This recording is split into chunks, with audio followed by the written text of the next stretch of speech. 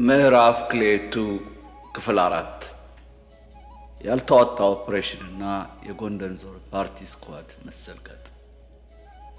በ69 ታኅሳስ ወር ተመልሼ የረገጥኳት ጎንደር በተጧጧፈ የትግል ማዕበል የምትናጦና ነበር የጠበቀችኝ።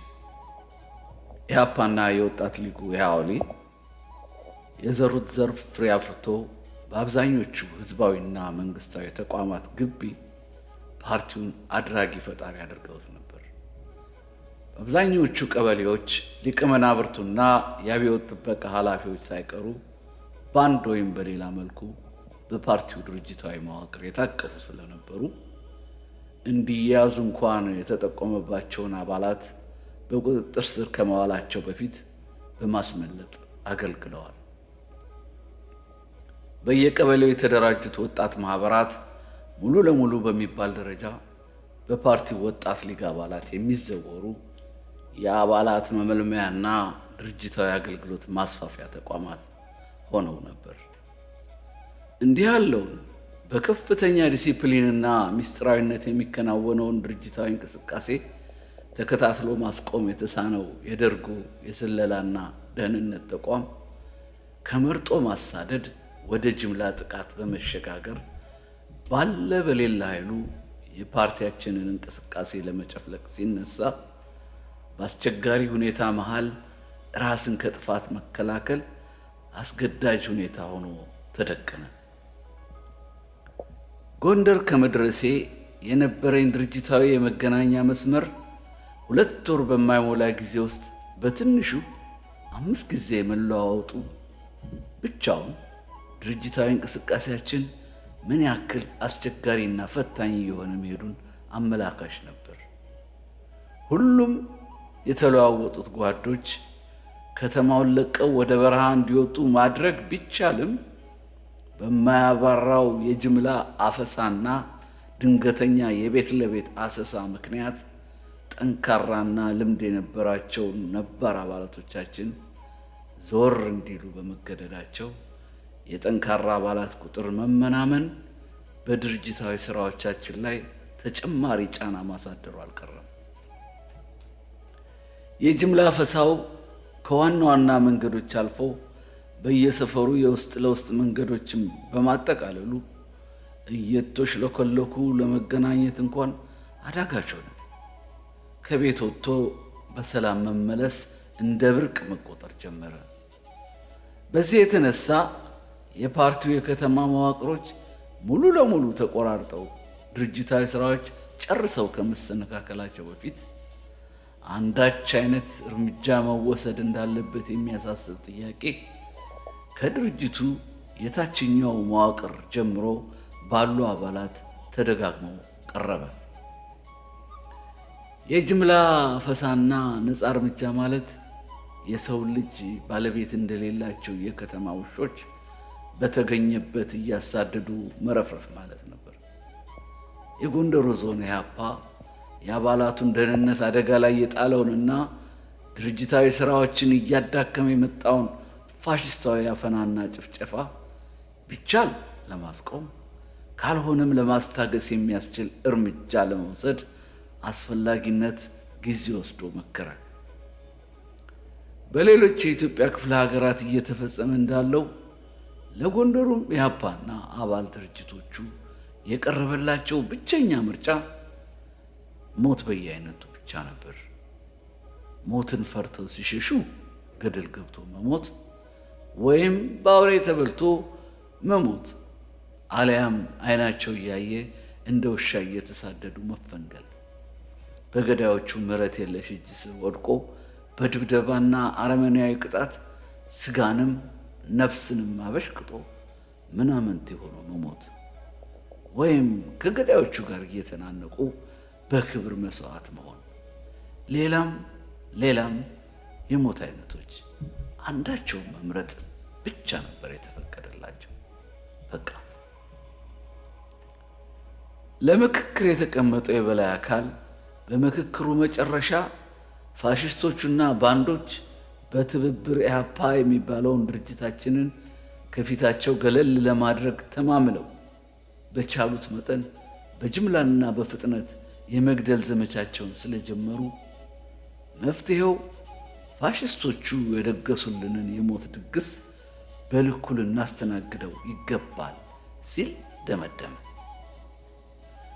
በቆራጥነት መጋፈጥን የመረጠው የላይኛው የድርጅቱ አካል ከስሜት ወጥቶ የመመከት አቅሙን በቅጡና በጥሞና በመመርመር መጋፈጥ ከሚለው ባሻገር ያሉ ሌሎች የመውጫ መንገዶችን የማየት ተስኖት ያላንዳች የስልት ለውጥ በተለመደው እንችኝ ለመቀጠል ገፋበት። የታችኛው የድርጅቱ አክቲቭ አባላትም እየመጣ የነበረውን አደጋ ማሽተት ቢችልም ከአደጋው አስበልጦ የሚያምነው ፈጽሞ የማይሳሳተውን ወይም ይሳሳት ይሆናል ብሎ የማይጠረጥረውን ኢህአፓን ነበርና የበላይ አካሉን ትዕዛዝ ተቀብሎ ውሳኔውን በቆራጥነት ለማስፈጸም ተግቶ ተነሳ። በአፍቅሮተ ፓርቲና ድርጅት አምልኮት የተጠመቀው ወጣትነት ባስታጠቀው ታጋይ እንጂ ትግል አይሞትም አይበገር እምነት ነፃነትና መብት ከመስዋዕትነት የሚወለድ በጀግኖች አብዮታውያን ቀብር ላይ የሚያብብ ፍሬ እንደሆነ አጥብቆ በማመኑ የተነሳ መስዋዕት ለመሆን ስለቋመጠ እድሉ እንዳያመልጠው እርስ በራሱ እየተሽቀዳደመ ለመጋፈጥ ሲነሳ ለደርግ ትጥቅና የኃይል የበላይነት ቦታ አልሰጠው ወይም ላፍታም ቢሆን ባንጎሉ እንዲዟዟር አልፈቀደለትም። የ1970 ዓመተ ምህረት የትምህርት ዘመን ከመጀመሩ በፊት በነፃ እርምጃው መሪዎችና አስፈጻሚ የደህንነቱ አፋኝ ቡድን ኃይሎች ላይ እርምጃ እንዲወሰድ የቀረበውን ጥያቄ የፓርቲው የበላይ አካል አምኖበት የዞኑ ስኳድ ኮሚቴ ኃላፊነቱን ወስዶ ከዲስትሪክትና ንዑስ ዲስትሪክት ተውጣጥተው የተመረጡ ኮማንደሩን ጨምሮ 7 አባላት የሚሳተፉበት ልዩ ስኳድ ቲም ስፔሻል ስኳድ እንዲቋቋም ተደረገ። በቡድኑ ውስጥም የተካተቱት ሁሉም ጓዶች የፓርቲው አባላት ነበሩ።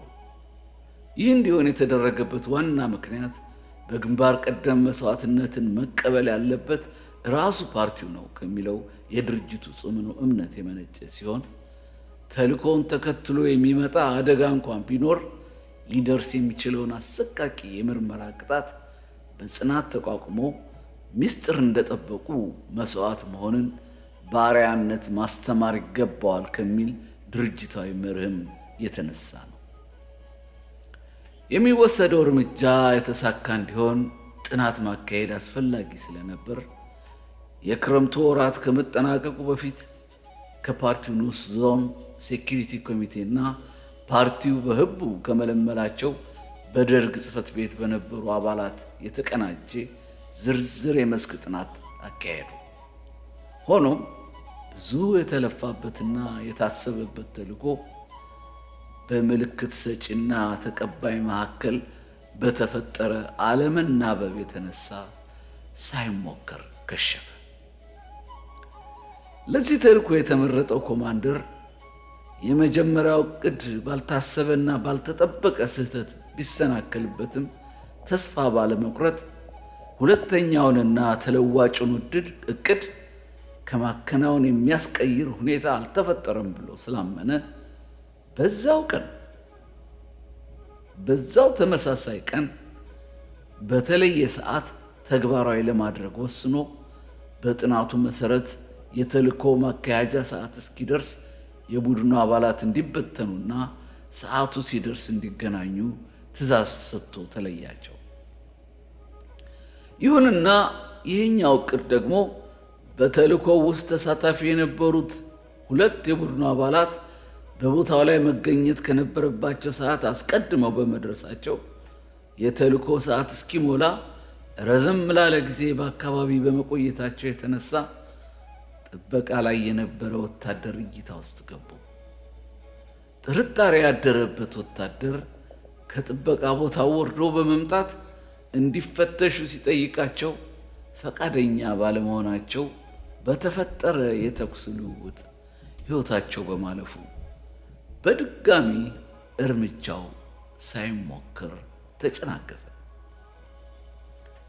በጅምላ የማሳደዱን ዘመቻ ለአጭር ጊዜም ቢሆን ያስታግሳል በሚል ግምት ታቅዶ የነበረው ኦፐሬሽን በአንድ ቀን 2 ጊዜ በመክሸፉ ከወር በኋላ የሚከፈተውን ትምህርት ቤት ተከትሎ በወጣት የድርጅቱ አባላት ላይ የተደቀነው ግልጽ አደጋ መፍትሄ ሳያገኝ መቀጠሉ ግልጽ ሆነ።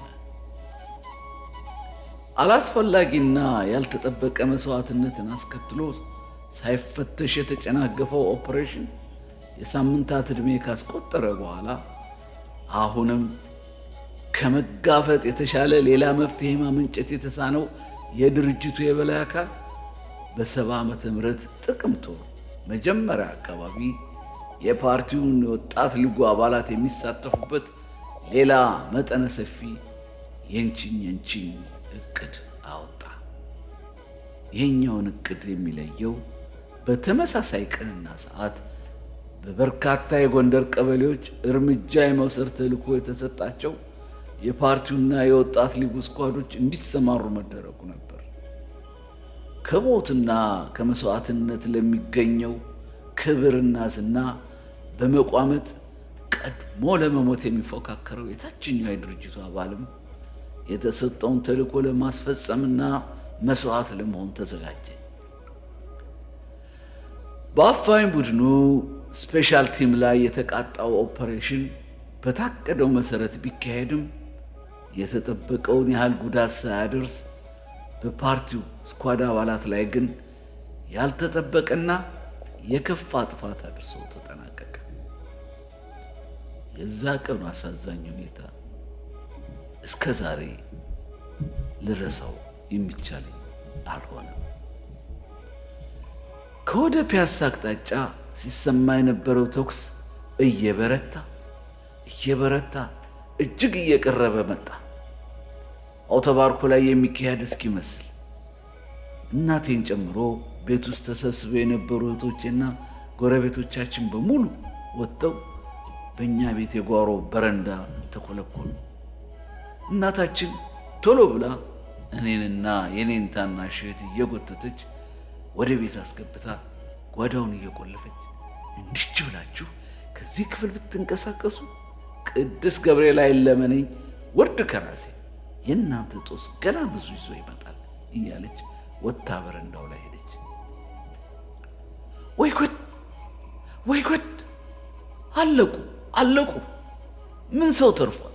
ጨረሷቸው እያለች የጉሊቱ አስችላ በእኛ ቤትና በባላምበራስ ቤት መካከል ባለችው ቀጭን መንገድ ስታልፍ እናቴ በበረንዳው ግንብ ተንጠራርታ አስችላ ምንድን ነው እሱ? የምን ተኩስ ነው ስትላት፣ አይ እማዬ ምን ሰው ተርፏል?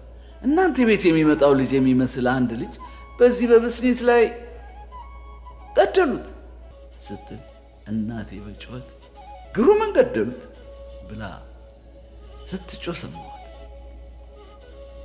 አሁን እናቴ ልጅዎን የያዙ እንዳይወጣ ያገኙትን ነው የሚገርሉት፣ አይጠይቁም ማለች አከታትላ።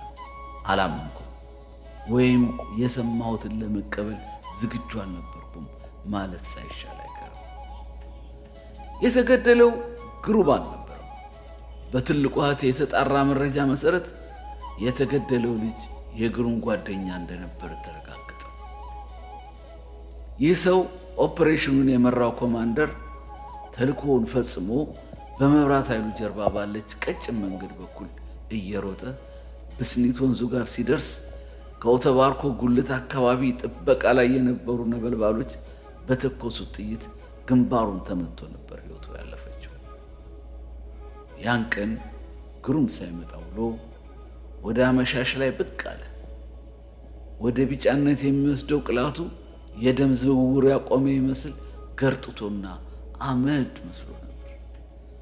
ከቤት ወጥተን አባ ብርሃም ሱቅ አካባቢ ስንደርስ እንደምንም ከራሴ ጋር ስታገል ቆይቼ ከመለያየታችን በፊት ከዚህ በኋላ ምን የታሰበ ነገር ይኖራል ብለህ ትገምታለህ ስል ጠየቅኩት። ጸጥ ብሎ ሲጋራውን ሲመገምግ ቆይቶ ደፈጠጣትና ሁሉም ነገር ከዛሬው አስቸኳይ ስብሰባ በኋላ ይታወቃል የተለየ ውሳኔ ካለ አንድ አፍታ ብቅ እነግርሃለሁ፣ ራስን ጠብቅ አለኝና ሌላ ቃል ሳይጨምር ጥሎኝ ሄደ። ጨለማውን ተገን አድርጎ የኦቶባርኮን ግልቶች እየታከከ ወደ ብስኒ ሲታጠፍ ጠብቄ እኔም ወደ ቀበሌ 16 ቸቸል አቅጣጫ ሄድኩኝ። ሌሊቱ ሙሉ የሚካሄድ የኮሚቴ ስብሰባ ነበረብኝ። መንገዱ ከመቼው ጊዜ በበለጠ የተወረረ ይመስል ረጅ ብሏል። በመንገድ ላይ ቆሞ ማውራት ወይም ያለ በቂ ምክንያት አንድ ቦታ መገተር ያለ ተጨማሪ ጥያቄ እስራት፣ ድብደባና የግድያ እርምጃ የሚያስወስድ ስለነበር ከሰፈራችን ወጣ ባልን ቁጥር የምንፈልግበት ደርሰን እስክንመለስ ጭንቅና ፈተና ነበረው። አስፋልቱ ከማለዳ ጀምሮ ከአዘዞ ካምፕ በሚመጡ አውቶማቲክ መሳሪያ የታጠቁ ወታደሮች በየ50 ሜትር ርቀት ይወጠራል። ከነሱ እልፍ ብለው አብራራው የሚባለውን ባለቃታ ብረት ያነገቡ የአብዮት ጠባቂዎች፣ በተወሰኑና በተመረጡ አካባቢዎች ደግሞ ሲቪል የለበሱ የደህንነት ሰዎች፣ እኛ ጆሮ የምንላቸው መንገድ ዳሮችን፣ የውስጥ ለውስጥ መንገዶችን፣ የሰፈር ውስጥ መገንጠያዎች፣ የቀበሌ መዝናኛ ስፍራዎች፣ ሸቀጣሸቀጥ ሱቆች፣ ሻይ ቤቶች፣ በሁሉም አይነት የሰው መዋያ ስፍራዎች ደጃፍ ዙሪያ ፈንጠር ፈንጠር ብለው ወጪ ወራጁን ይቃኙታል። ቸቸላ ሆስፒታሉ በር ስቃረብ ነበልባሎችን የጫነው የወታደር ማክ በፍጥነት አለፈኝና ሆስፒታሉ በር ሲደርስ ቀጥ ብሎ በመቆም ወታደሮቹን አራገፈ። ወዲያውኑ ኃይለኛ ትርምስ ተፈጠረ። የተቆጡት ወታደሮች መንገደኛውን እያስቆሙ በመፈተሽ የጠረጠሩትን ወደ ጎን እያስቀሩ ሌላውን በቶሎ አካባቢውን ለቆ እንዲሄድ ያጣድፉታል። ወደ ኋላ ለመመለስ የማልችልበት ቦታ ላይ ደርሻለሁ። በተረጋጋ ፍጥነት አስፋልቱን አቋርጬ ጨለማውን ተገን በማድረግ ወደ ቀኝ ተገንጥሎ የሚሄደውን ኮረኮንቻማ መንገድ በመያዝ የኮሌጅ ተማሪዎችን ማደሪያ ወደ ግራ እየተውኩ ወደ መሰብሰቢያችን ቤት አመራሁ። ከኔ በፊት የኮሚቴው ሰብሳቢና የዲስትሪክቱን ኢሲአድ ወክላ የመጣቸው አባል ነበሩ። የቀሩት የኮሚቴ አባላት እስኪሟሉ ድረስ ስለተፈጠረው ድንገት ያሰሳና ወቅታዊ ሁኔታ ጥቂት ጊዜ መረጃ ከተለዋወጥን በኋላ ወደ ዋናው ጉዳያችን በመግባት እስኪነጋ ስራችንን ሰርተን ሰው ሳይነሳ በጠዋት ተለያየን። የቀሃን ወንዝ አቋርጬ ውስጥ ለውስጥ በሹምዬ ሰፈር እያሳበርኩ የቤታችንን በር አንኳኳ። ተሯሩጣ መታ የከፈተችልኝ ትልቁ እህቴ ነበረች። ከመደንገጧ የተነሳ እጄን ጎትታ ወደ ውስጥ ካስገባችኝ በኋላ የውጩን በር በፍጥነት ዘጋችና በጥያቄ አጣደፈችኝ። እንዴት መጣ? ማንም ሰው አላየ? በየት በኩል መጣ? ስትለኝ ግራ በመጋባት ምን እንደተፈጠረ ተረጋግታ እንድትነግረኝ ጠየኳት። ግሩምን ያሱት፣ አቤት አቤት፣ መጨረሻው የሆነ እያለች ስትቀባጥር ከራሴ ጋር እየተሟገጥኩ ነበር። የጠበቅኩት ቢሆንም በዚህ ፍጥነት ይሆናል ብዬ ግን ስላልገመጥኩ ግራ ገባኝ። መደናገጤን እንዳታውቅብኝ ተጠንቅቄ የተፈጠረውን በተረጋጋ መንፈስ እንድታስረዳኝ መተወጥኳት። ግሩም በወታደር ታጅቦና እጁን በካቴና ታስሮ የመኖሪያ ቤቱን ለማስፈተሽ ይዘውት መምጣታቸውን ለእኔ እህት የነገረቻት የሰፈራችን ሪፖርተር የጉልቷ አስችላ ነበረች። በሾርኒ ወንድምሽ ይጠንቀቅ ማለቷ ነበር። ለጊዜውም ቢሆን በአካባቢው ዞር ብዬ እንድቆይ ታላቋ እህቴ ወተወተች። እውነቷን ነበር። ቀጥሎ የሚመጡት ወደ እኔ እንደሚሆን አልጠራጠርም። እነ ግሩምና የእኛ ቤት በግምት የ300 ሜትር ርቀት ቢኖረው ነው። ከመብራት ኃይሉ ጄኔሬተር አጥር ጋር ተያይዞ የብስኒትን ወንዝ ተሻግሮ ወደ አውቶባርኮ አስፋልት ከመገባቱ በፊት በስተቀኝ በኩል ከሚገኘው ትልቅ ግቢ ውስጥ ከቤተሰቦቹ ጋር ነው የሚኖረው።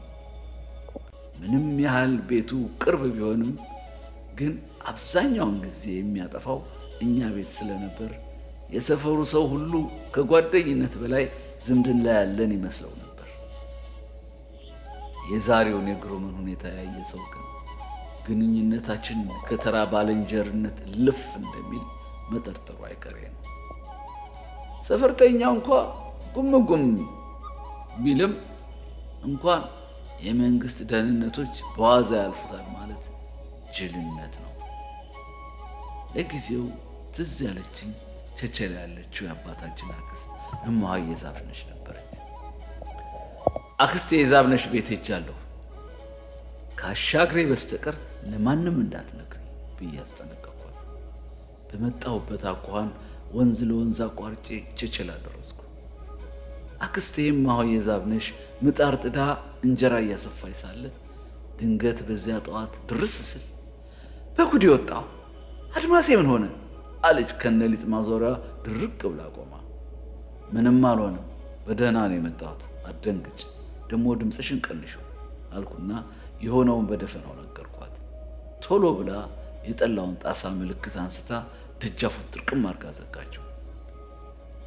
ወደ ጓዳ ይዛኝ ገባችና ከዚህ እንዳትወጣ፣ ማንም ከደጅ ቢጠራ እንዳትመልስ ብላ ትኩስ እንጀራ ቃተኛ አድርጋ አቀረበችልኝና ምጣዱን አቋርጣ ነጠላዋን አንስታ በላይ ላይ ዘግታብኝ ወጣች።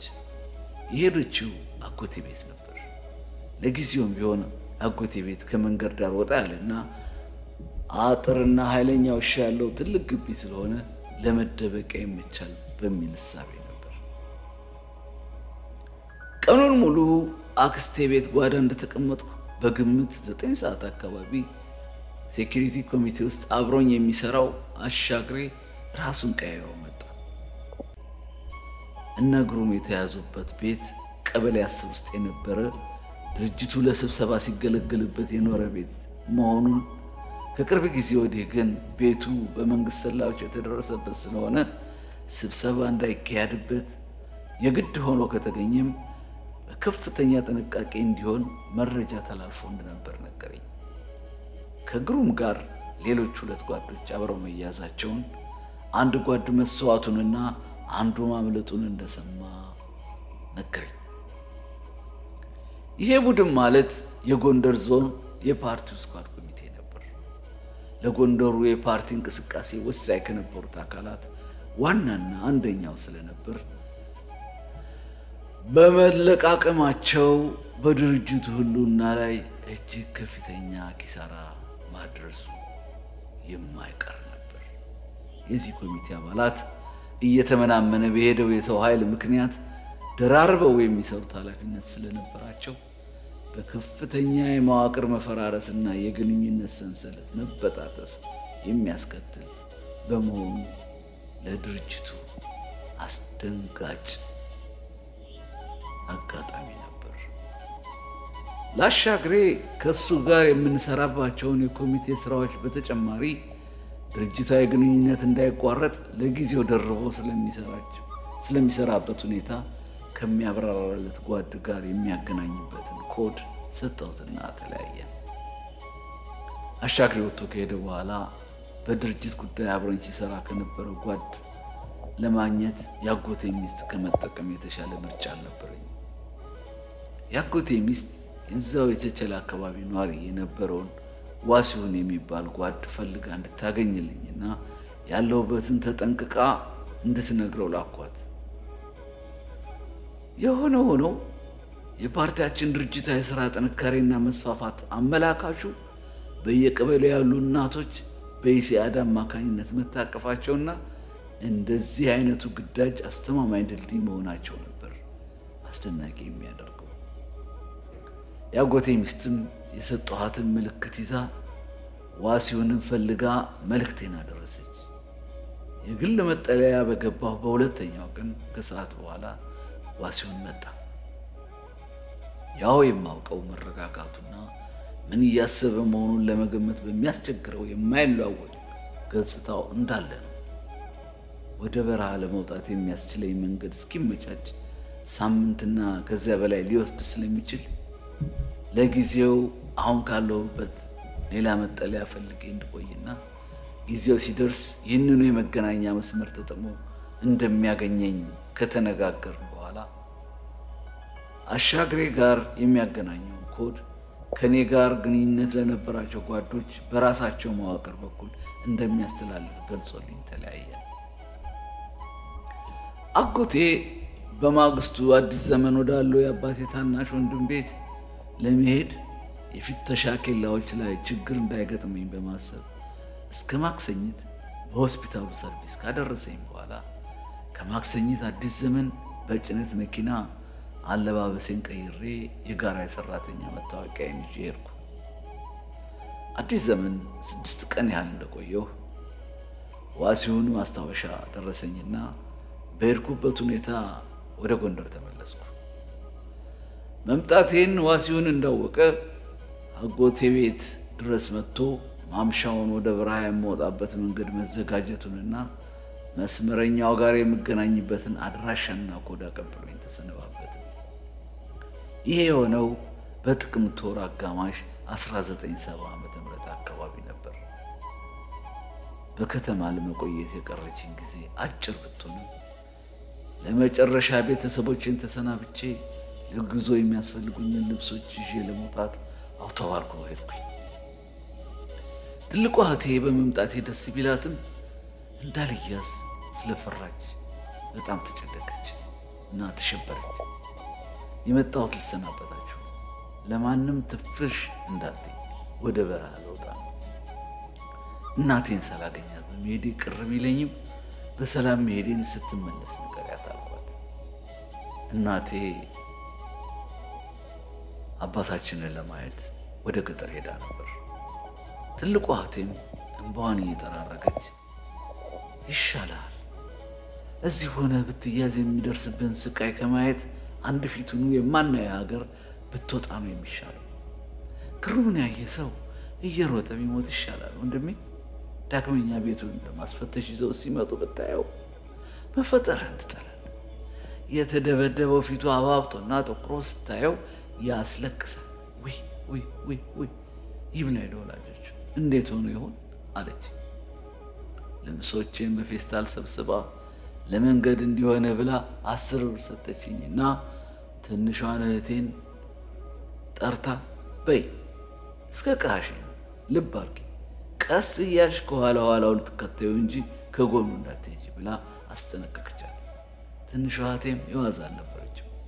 በተወሰነ ርቀት እየተከተለችኝ ቃሃ ወንዝ ጋር ስንደርስ ቆም ብዬ ፌስታሉን ተቀበልኳትና ስንሰነባበት እንባዬን ዋጥ አድርጌ ተመለሽ አልኳት። ይሁንና የቃሃን ወንዝ ተሻግሬ ወደ ቀበሌ 16 የሚወስደውን ቀጭን የጫካ መንገድ ስጀምር ግን ዞር ብዬ ሳያት ከወንዙ ዳር እንደቆመች ነበር። በእጄ እያውለበለብኩ ሰላምታ ከሰጠኋት በኋላ እንድትመለስ ምልክት ሰጠኋት።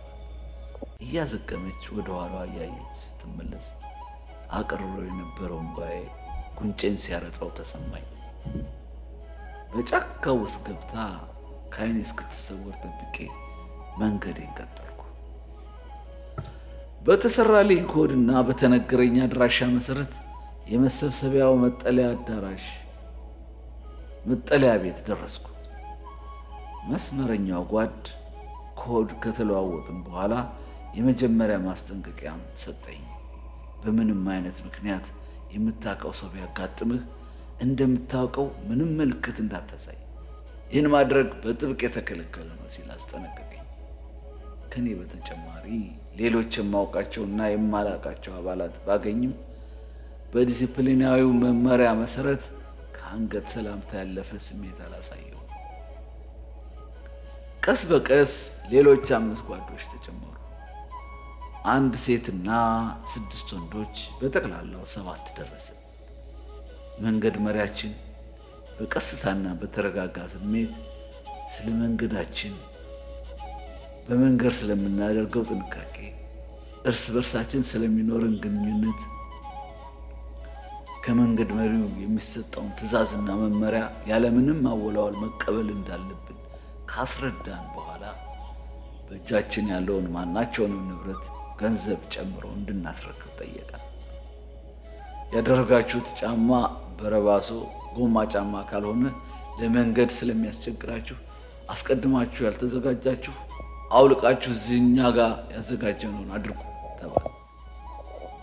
እኔም እህቴ የሰጠችኝን 10 ብርና ከሰሞኑ መንቀሳቀሻ ከድርጅቱ ተሰጥቶኝ ከነበረው 20 ብር የተረፈችኝን 9 ብር የአባቴ ስጦታ የነበረውን ሮመር ሰዓትና ከለበስኩት ውጪ በፌስታል ያዝኩትን ልብስ አስረከብኩና ሙሉ በሙሉ የድርጅቱ ዕዳና ንብረት ሆንኩ። ጉዞው ከምሽቱ 3 ሰዓት አካባቢ ተጀመረ። መንገድ መሪው ከፊት ከፊት፣ እኛ መስመር ሰርተን ከኋላው እየተከተልን ጎንደር ከተማን ወደ ኋላችን እየተውን ጫካ ለጫካ በግምት 1 ሰዓት ተኩል ያህል እንደተጓዘ መንገድ መሪው እንድንቀመጥ ትእዛዝ ሰጠን።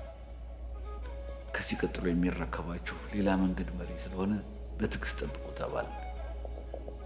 የፌንጣው ጩኸት የወንዙን ውሃ ድምፅ ለስላሳና ሰላማዊ አድርጎታል። በግምት መገጭ ወንዝ ሊሆን ይችላል ብዬ አሰብኩ።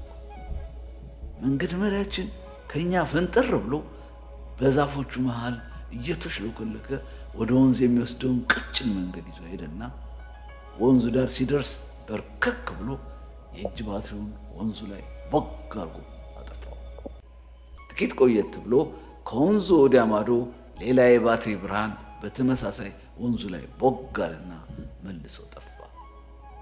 መሪያችን የተወሰነ እርምጃ ወደ ወንዙ ተጠግቶ ረጅም ዘንጉን ወራጁ ውሃ ላይ እንደ መትከል አደረገና ባትሪውን 2 ጊዜ ብልጭ ድርግም አደረገው። ከወንዝ ወዲያ ማዶ ያለው ሰው አስከትሎ 3 ጊዜ የባትሪውን ብርሃን ብልጭ ድርግም በማድረግ መልስ ሲሰጥ የእኛ መሪ በያዘው ዘንግ እየተመረኮዘ እስከ ወንዙ መካከል ዘለቀ። ከወንዝ ወዲያ ማዶ ጋቢ የተከናነበ አንድ ሰው ከጫካው ውስጥ ወጥቶ በተመሳሳይ ሁኔታ ወደ ወንዙ በመግባት ከጫፍ ወርዶ እግሩን ወንዝ ውስጥ ከነከረ በኋላ እሱም ዘንጉን ውሃው ውስጥ ተክሎ ቆመ።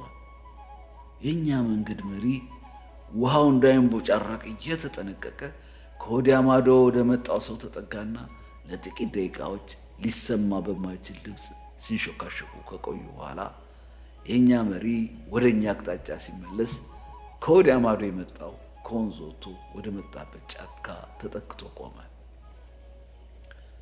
መንገድ መሪያችን በሹክሹክታ ድምፅ ተከተሉኝ አለና ወንዙን እንድናቋርጥ እየመራን ሲሄድ ከማዶ ያለው ሰው ደግሞ ባትሪውን በረጅም ወንዙ ላይ በማብራት እንዳንደነቃቀፍ አገዘን።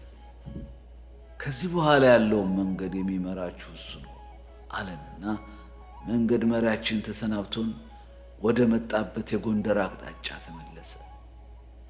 አዲሱ መሪያችን ስለሚቀጥለው ጉዞና ማድረግ ስላለብን የጉዞ ጥንቃቄ አጭር ማብራሪያ ከሰጠን በኋላ ለሚቀጥለው 1 ሰዓት ያክል ከጎንደር ከተማ ዙሪያ እስክንርቅ ከጫካው ሳንወጣ እንጓዛለን።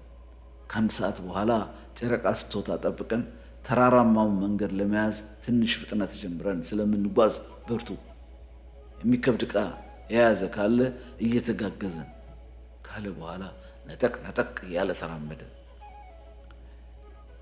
እንወጣዋለን ብሎ ከነገረን ተራራ ስር የደረስነው ከገመተው ሰዓት ቀደም ብሎ ስለነበር ለተወሰነ ሰዓት ተጠግተን የጨረቃዋ ብርሃን ወግ ብላ እስክትወጣ እረፍት ወስደን ቀጠል።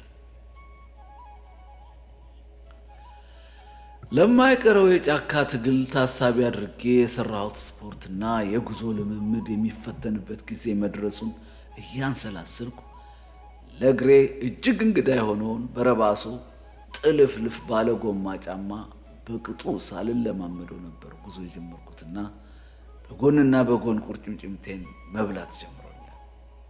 ጓዶች ተነሱ አለን መስመረኛው። የጨረቃዋ ብርሃን የነበርንበትን ቦታ ፈገግ ሲያደርገው ቁጥቋጦዎቹ ሳይቀሩ ጎልተው መታየት ጀምረዋል። የደጎማን ተራራ ወጥተን ደልዳላው አናት ላይ ስንደርስ ከበስተግራችን በርቀት ብልጭ የሚል መብራት አየን።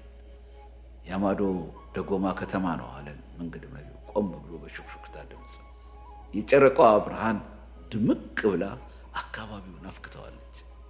የከተማውን ዳርቻ ይዘን በመሄድ የወጣነውን ተራራ ቁልቁል ወርደን የአርባያ በለሳን መሬት ረገጥን። እየተከለታተፍንና እየተደነቃቀፍን ለብዙ ሰዓታት ከተጓዝን በኋላ ዶሮ ሲጮህ እየነጋ መሆኑንና ወደ መንደር መቃረባችንን አወቅኩ። በተለመደው ሁኔታ መንገድ መሪያችን ባለንበት ካስቆመን በኋላ ወደ ማረፊያችን ስለደረስን ከመንገዱ ወጣ ብለን እና አረፍ ብለን እንድንጠብቀው መመሪያ ሰጥቶን ወደ መንደሮቹ ሄደ። ጥቂት ቆይቶ ውሾች ሲንጫጩ ተከታትሎ ማነህ የሚል ድምፅ ተሰማ። መንገድ መሪያችን ድምፁን ቀነስ አድርጎ ጎጆውን ከፍቶ ከወጣው ሰውዬ ጋር ሲነጋገር ቆይቶ ወደኛ ተመለሰና በችፍርግ ከታጠረ ግቢ ውስጥ ይዞን ገባ። የምድጃው እሳት ቦክ ብሎ የተያያዘበት ሰፊ ጎጆ ቤት ውስጥ እየመራ አስገባን። ጥርት ብሎ የጸዳው በበት የተለቀለቀው መደብ ላይ የበሬ ቁርጠት ተነጥፎበታል። ለእኛ ማረፊያ የተዘጋጀ እንደሆነ መገመት አላዳገተኝም። እያስተናገደን ያለውን ልጅ እግር ፈቃድ ሳንጠብቅ ከመደቡ ላይ ሰፈርንበት። ሁላችንም ከመዳከማችን የተነሳ ለመተኛ ስንጣደፍ የቤቱ ባለቤት የለም አይሆንም፣ ስትሄዱ የዋላችሁበት እግራችሁን ለቅለቅ ማድረግ አለባችሁ፣ ለነገ ጉዟችሁ ተፍታቶ ያድራል፣ አየህ እንደማይሆንም በማለት ሁለት ኮረዳ ልጆች በገበቴ ውሃ ሞልተው ይዘው ቀረቡ። ራሳችንን እንታጠባለን ብለን አሻፈረን ብንልም አልተቻለም። ተራ በተራ ሁላችንንም እሽት እያደረጉ እግራችንን ከታጠብን በኋላ ምግብ ሊያቀርቡ ሲሉ እምቢ ብለን መደቡ ላይ ወደቅ።